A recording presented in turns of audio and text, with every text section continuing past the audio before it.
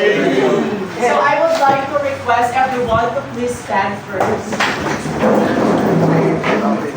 Let us bow our heads and feel the presence of our Lord. In the name of the Father, the Son, and the Holy Spirit. Our Father, who art in heaven, hallowed be your name, your kingdom come, your will be done, on earth as in heaven. Give us this day our daily bread, and forgive us our trespasses, as we forgive those who trespass against us. And lead us not into temptation, but deliver us from evil. In Father, the Son, and the Holy Spirit. You may now all take your seats. Okay, good morning, grade 9 mga ako. Good morning, Sir Darwin. So I guess everyone is really ready and well prepared while entering on this classroom. So before that, I would like to introduce to you our topic for today. It is all about the biography of the famous Filipino playwright. But before that, let me introduce to you first. I am your teacher with the one who will give you the knowledge, the one that will import you some ideas and creativity in delivering script and act. Okay? Don't be hesitate to react, to collaborate, and to interact with me. Okay? So first, let us discuss the classroom rules.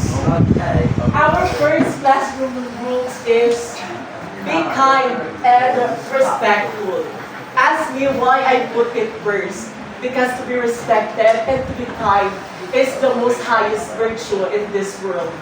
If you don't know how to respect your friends, if you don't know how to be kind, then you wouldn't be able to culture empathy within you. Okay? Next is be quiet and listen well. Third is raise your hand if you want to answer. Fourth, keep your cell phones because I don't want any distractions. Gusto ko ako lang ang inyong utukan. Fifth is be collaborative. And the sixth is be participative. And lastly, enjoy. Okay, are we clear with those classroom rules that I've discussed? Yes! Okay, let us proceed now to our objectives. What am I expecting to you as a learner? So you as the students, at the end of the lesson, you will be able to identify prominent Filipino playwrights such as Francisco Balagtas, Severino Reyes, and Salvador Bernal, along with their notable works.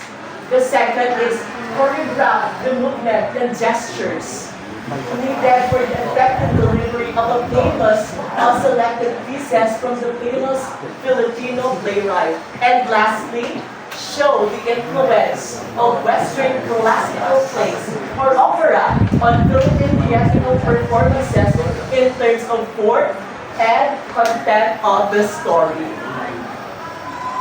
Let us now all proceed to our main topic. But before that, let us have first our activity. And this activity, I am requiring you all to please stand and to listen on my instruction. So Sir Win will state a scenario. What you are going to do is to act. Distort your face. Magambal ko nga, what is your face kung nalipay ka mo? Magambal ka ng attention, ma-freeze ka mo, and then paghambal nga another tension, distort more your face kung makita din pala kung ano ka mo kakalipay. Are you all ready? Yes, we are all ready. So first scenario. What would be your reaction if you see your crush having a date with other person? Lights, camera, action! Okay, masubo, di ba na? Some more tension! Tension! Nasakitan kami dapat. Another scenario na Malipay ka kayo ng daog ka sa loto. Okay, so for attention. Yes. Unang tao sa loto, sino di ang mapatindong house and land? Scarlett. Go. Yes, sila daw. Damo sila. Okay. You may know all, take your seats. And after that, I have some questions on all of you. What do you all notice or observe about our activity? What do you observe or notice about our activity? Yes, I see. Yes, about emotions. And some more answer. Okay, it is all about emotions and feelings, expressions. Now, question number 2. What are the crucial things that are needed for an artist to deliver a beautiful line during acting? Ano ay ang manami nga mga butang na gina-apply kung mag-arte ka para malagay yung deliver sa script? Who wants to answer? Yes? Facial expression. Facial expression, very good. How about you, Priyas? Emotions, clarity of voice, and feelings, of course. You cannot able to, hindi mo madala ang emotions, hindi mo siya ma-deliver if wala siya feelings, kung hindi mo din siya na-deliver well. And last question is, what do you all think is the relation of this activity on our next lesson? Okay, who wants to answer? Okay, because our topic for today is all about the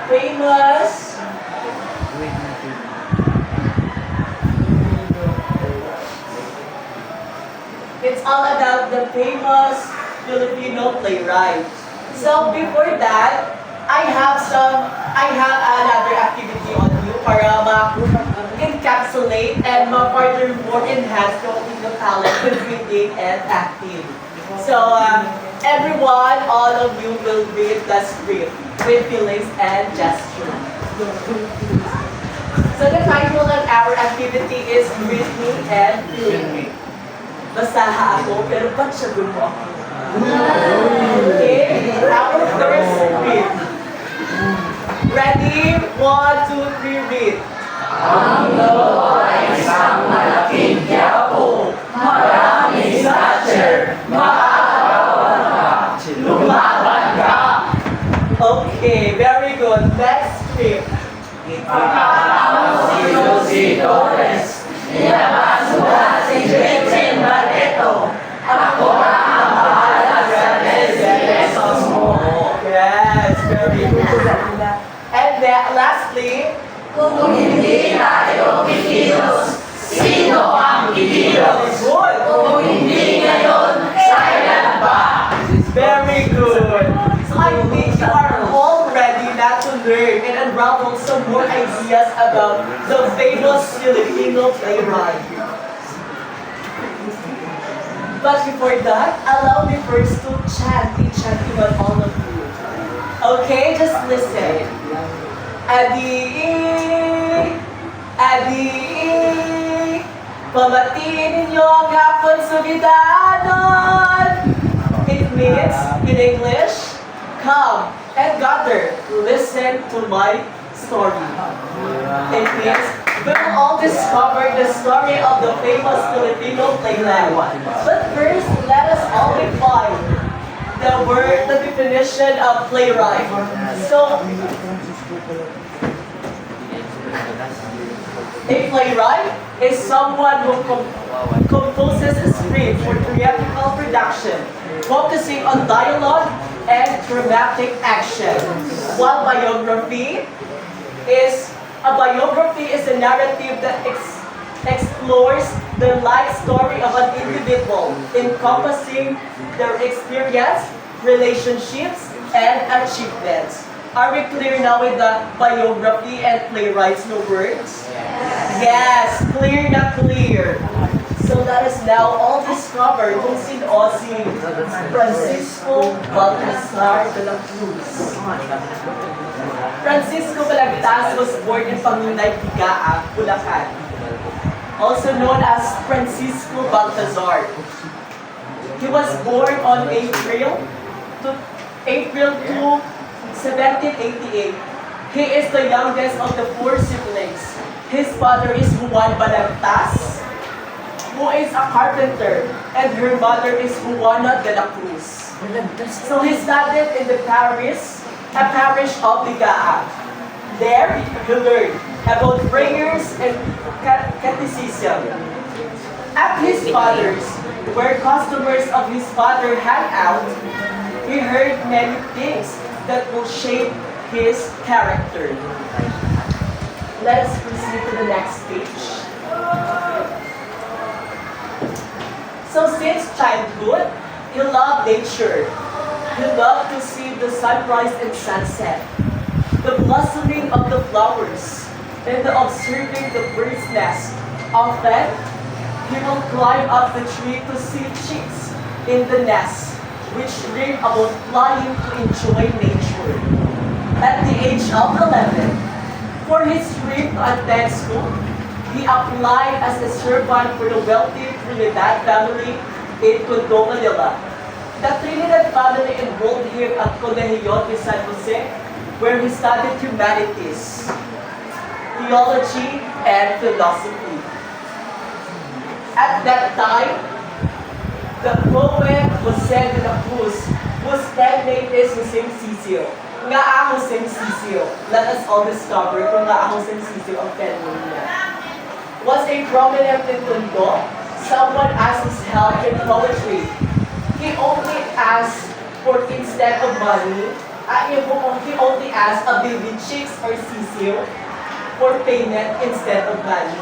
So kung may pagpaobra sa iya sa poetry, ang ginasukot niya, piso instead of kwarta. That's why his pen name is Jose Ciccio. Often, Francisco will ask Jose de la Cruz to help him arrange his poem. Their friendship didn't last long because there was time when Francisco Balagtas wrote a romantic poem to send to a beautiful woman in Tondo for courtship. He asked Jose Ciccio to arrange his poem prior to sending it to that woman. Since he didn't have a baby chicks, as a payment for Jose's help, Jose did not arrange his poem. So Francisco Balagtas got angry, and since then, they parted away. Nagugawin ng friendship. That circumstances made Francisco Balagtas improve his poetry. He missed the chance to court that women from Tondo. So, he transferred to Mandacan, Manila. There, he made a living by writing songs, plays, and poems. He played in love with Maria Asuncion Rivera, or Cecilia sa Florante at Laura, which inspired him to write Florante and Laura. His rival to this woman was a wealthy man. That rival sent him to jail by falsely accusing him, although it wasn't clear what he was accused of. Then, patok-patuan ka lang, wala ka balik ng sa lahi. Napiso patunugura.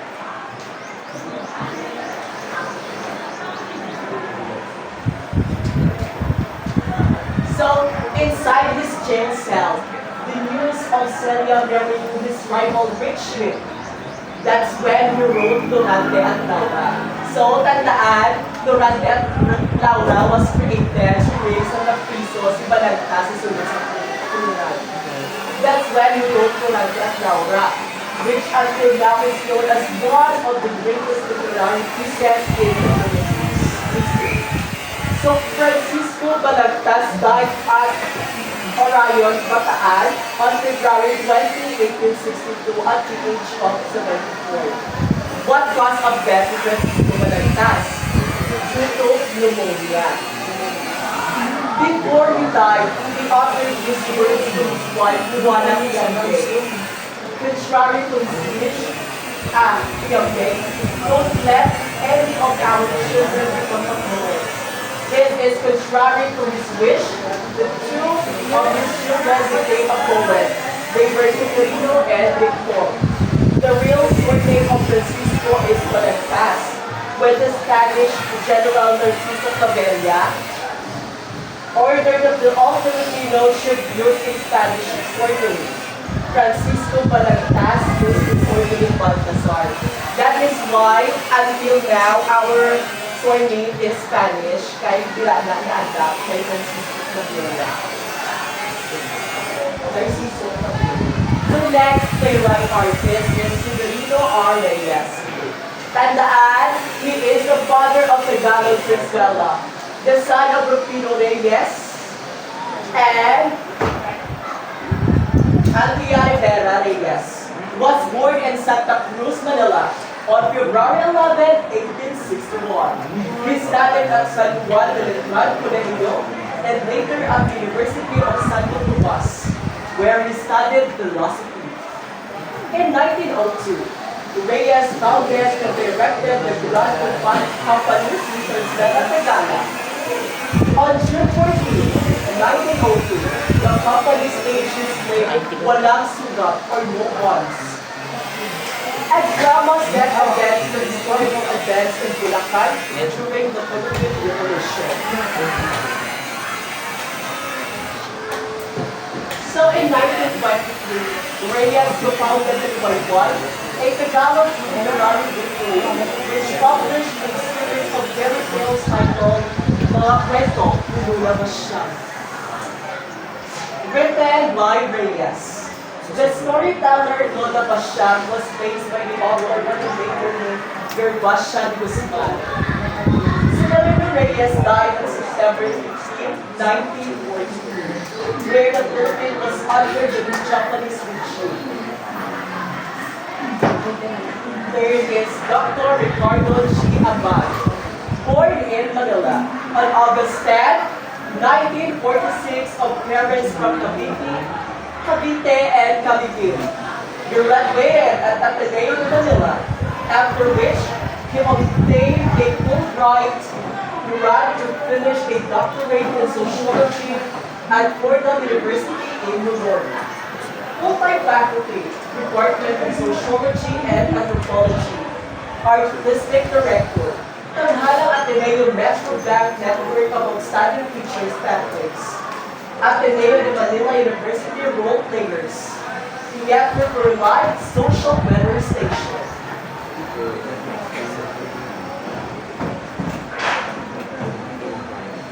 Has been involved as actor and director in over 120 productions.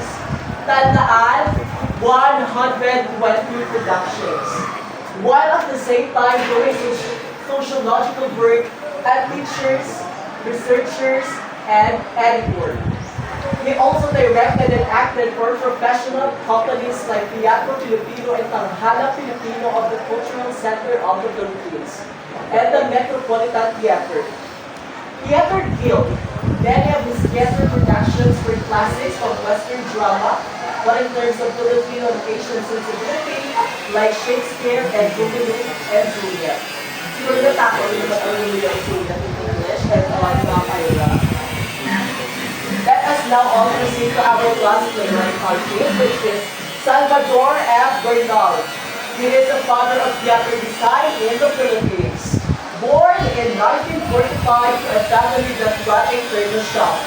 When we say furniture shop, it is a store selling garment, nga laban yung pinyana before, na kung ano ang color sa bago kang at design siman sa galing. So he was the first to develop theater design as profession and elevate it to an art form.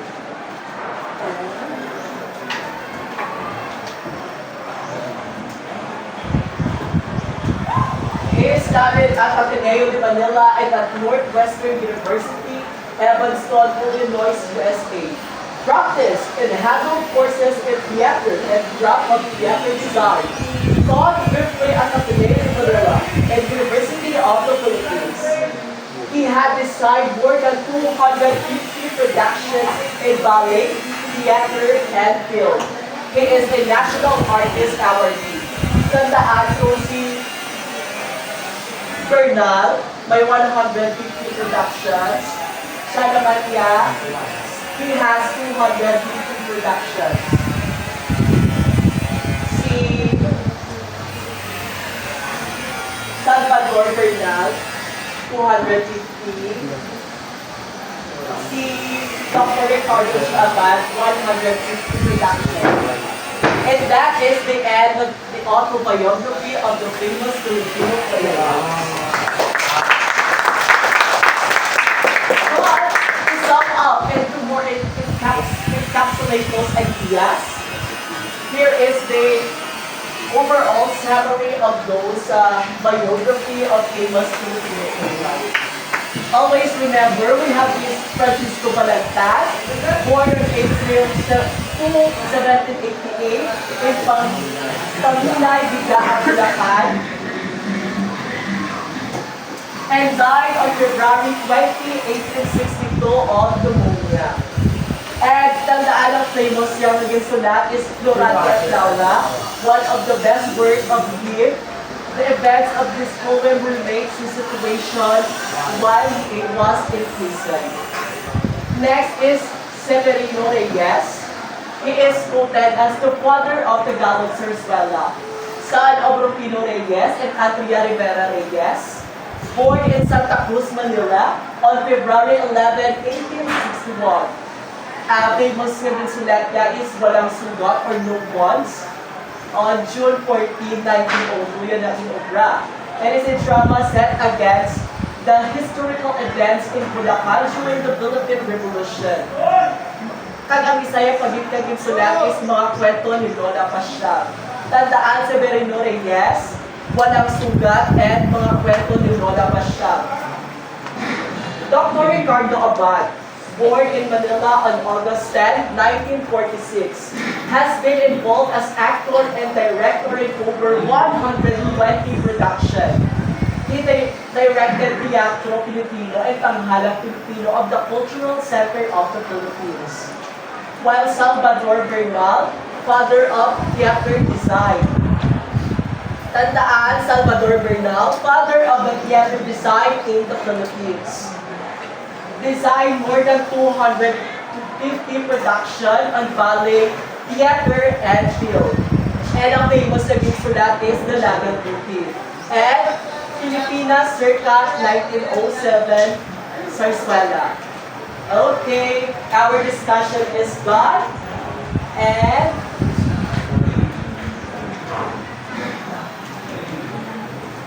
let us now all proceed to our next activity. To apply those feelings, emotions, and all that you have learned in writing. So to that, on your blue, on the blue na colored paper, isulat nyo na ang script, mga one lang lines. Okay?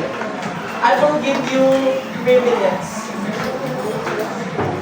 Just a short script. It is all about if there is one thing that you would like to ask for yourself, what it is. Kung may gusto kayo pumakot sa kaugalitan mo, ano na sa?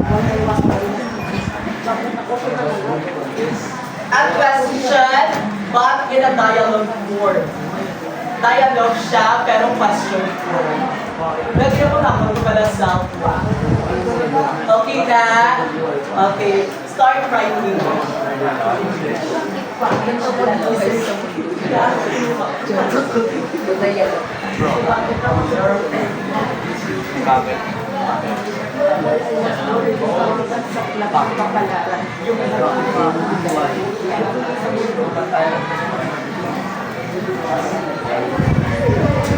As long as you are free to express and to write your emotions and feelings of the people.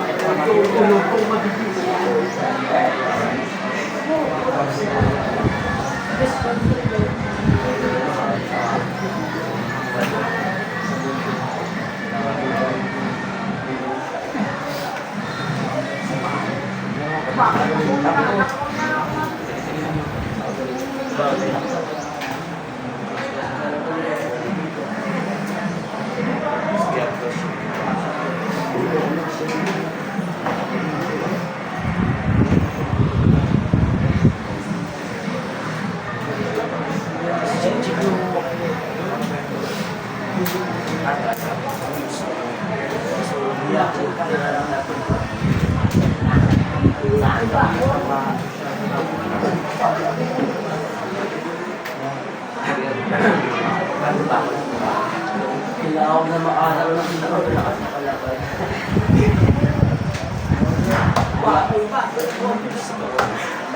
Bakit pa pogi mo?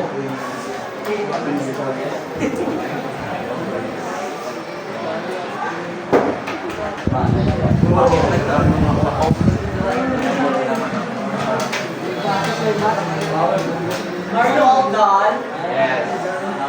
Take your time.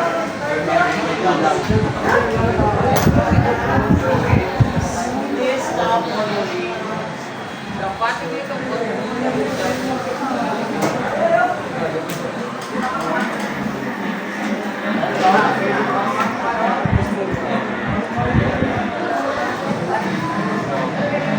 Last 1 minute. Ang mayroon lang.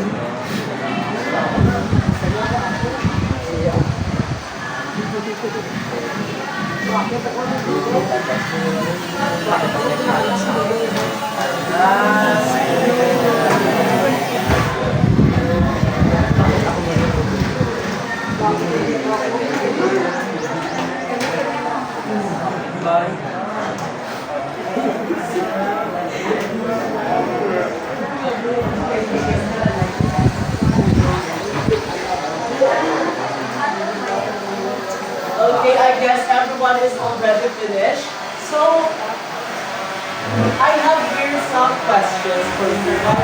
While you are writing, if you would give a title to the story that you've written on the paper, what would it be and why? Itagaan mo title, ang script mo din sila kung ano ang title niya kanina. Who can answer? Isa lang Wala, hindi ka may masapan.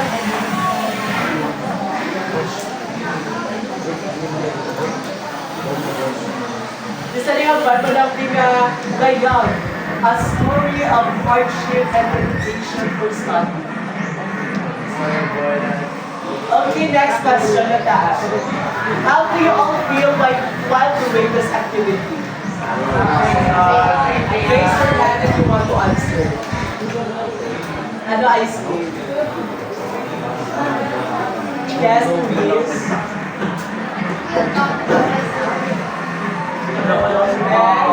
Who wants to answer some more?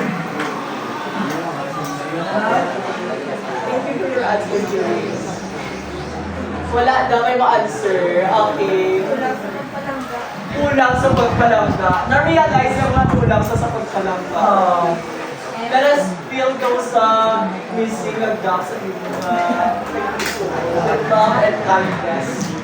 Last question is, what are the most emotions you all think are being expressed while writing on these cover sheets?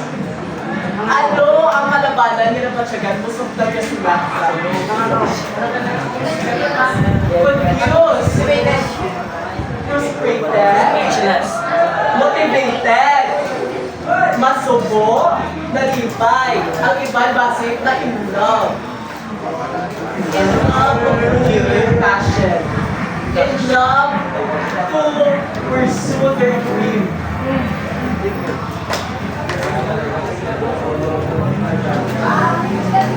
So, our next activity is entitled Act Into.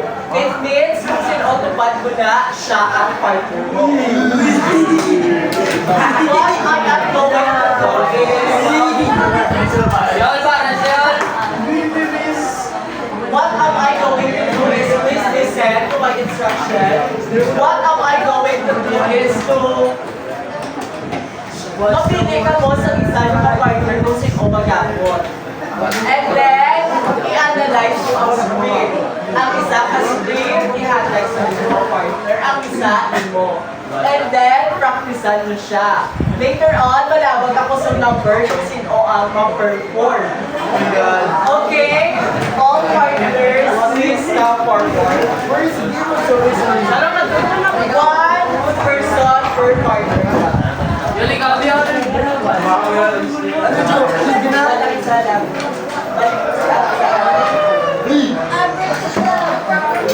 Balik ka, Leo lang.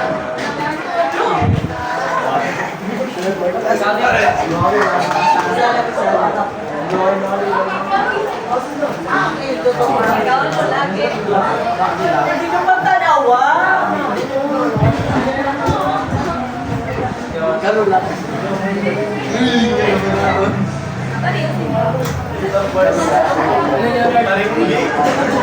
Nakakuha lang ka lang. So I will give you please listen first. I will give you 3 minutes to practice the script and later on we will deliver with gestures, feelings, and emotions. Ihatag ang isa kasi sa partner. Ihatag ang isa. So bali, ang script na lagi pinipili siya. This script is from the Pandakyutong of Severino Reyes. But each of you has 2 scripts there. At piling ka mo kung sino makabasa mula na live. Okay?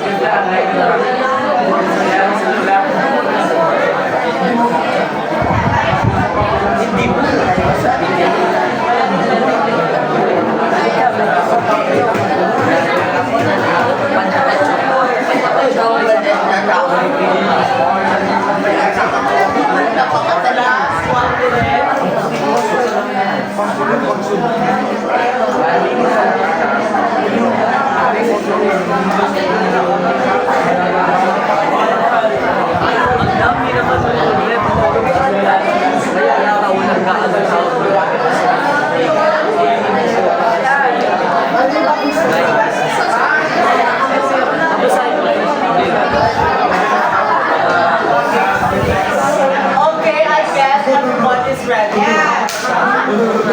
So, mamili ka po sa sino ang may number, ang paper yan sa likod, number 1.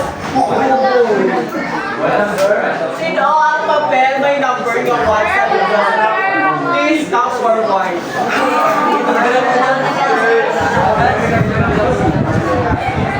On my count. Are you all ready to act?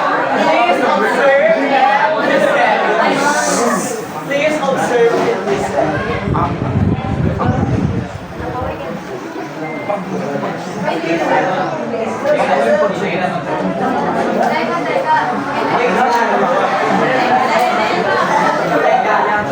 And take number one. Lights, camera, action. Teka, hindi ko ma-relate. Wala kasi sa vitamins. Hindi ka ba nag-cherry-fer?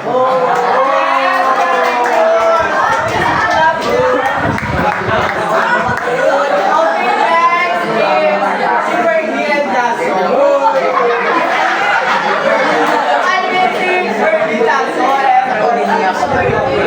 please stop for point.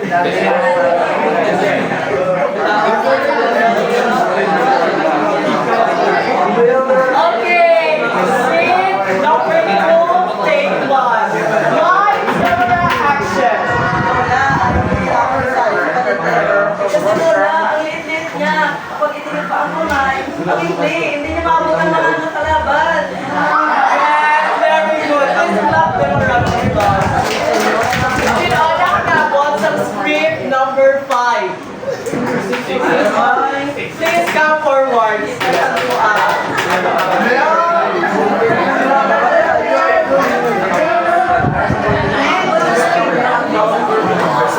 Okay. Script number 3. Take 1. Lights, camera, action.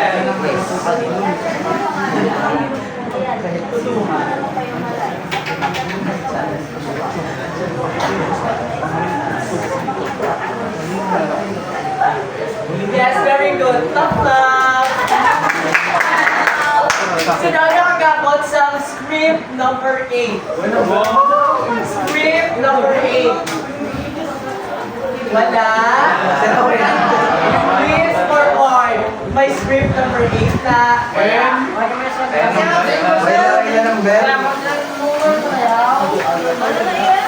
Okay, script number 3. Ano nakakabot sa script number 3? Please come forward. Okay, very good. Script number 4. Take 1. Lights, camera, action.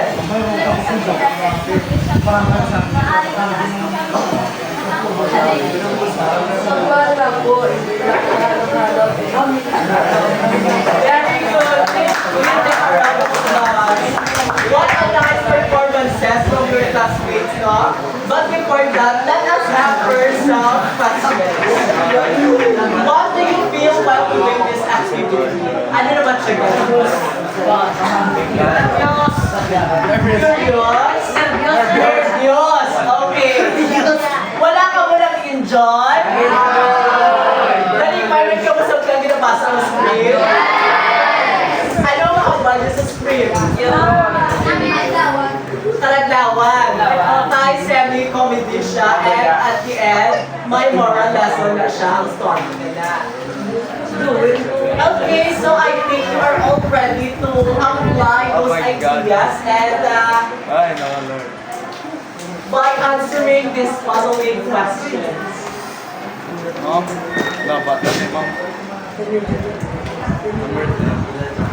Please, on your color yellow colored sheet paper, write there your name and number it from 1 to 5. Are you all ready? Yes. Ano? Dapat you should be always ready. Ready na? Yes! I think yes. So, dasig lang din siya kay 5 items.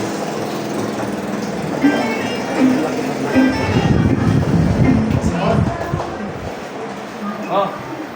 Ha?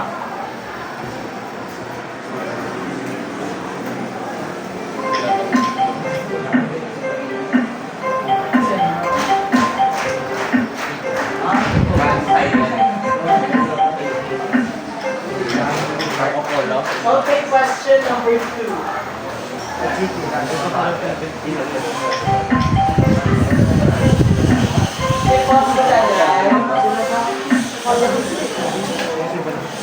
Okay, now answer na kami sa question number 2.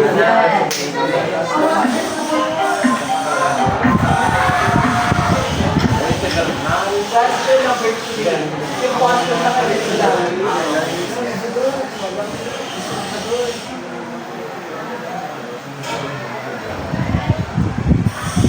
Okay na?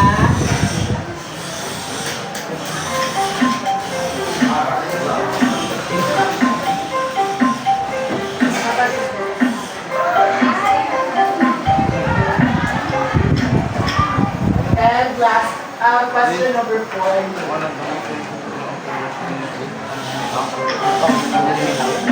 This is very easy.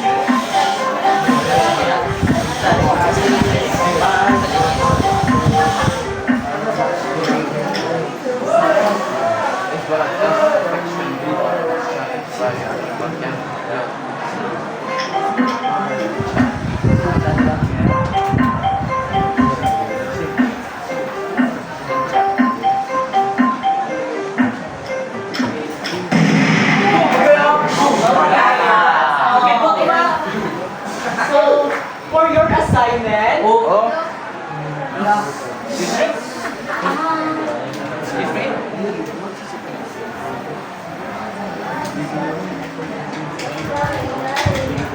here is your assignment. So, discover, unravel, and explain for. So, the title of your assignment is Discover, Unravel, and Explain. So, for your assignment on the famous Filipino playwrights, consider exploring the works and contributions of Nick Joaquin, Wilfredo D. Guerrero, Severino Montano, and Alberto S. Florentino. You can take photos or write it on the picture.